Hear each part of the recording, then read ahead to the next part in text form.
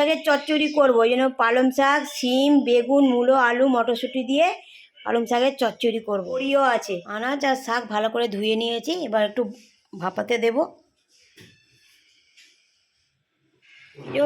কড়াতে দিয়ে দিয়েছি, এবার নুন হলুদ দিয়ে দেবো। নুন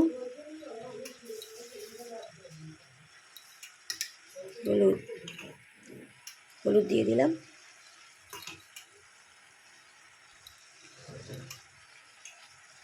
নুন হলুদ দিয়ে দিলাম, এবার চাপা দিয়ে মশলা করবো। এবার দেবো জিরে, সাদা সর্ষে, একটু কালো সর্ষেও দেবো, একটু বেশি করে পোস্ত দেবো। হ্যাঁ, পালং শাক সেদ্ধ হয়ে গেছে, এবার নামিয়ে নেবো। কড়াই গরম হয়ে গেছে, তেল দিয়ে দেবো।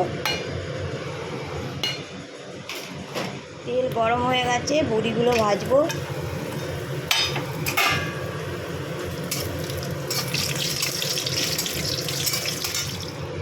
লঙ্কা আর পাঁচফোড়ন ফোড়ন দেবো।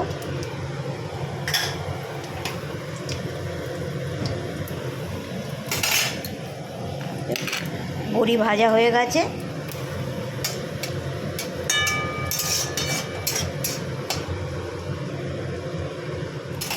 ফোড়ন ভাজা হয়ে গেছে, মশলাটা দিয়ে দেবো।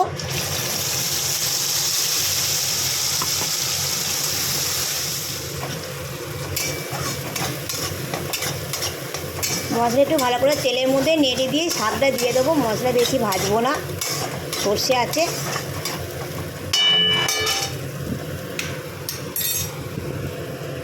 শাকটা দিয়ে দিলাম।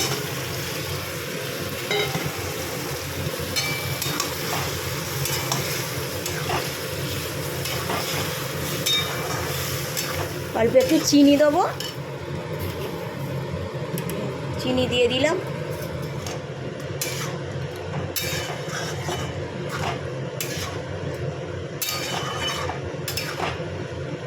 পালং শাকের চচ্চড়ি হয়ে গেল।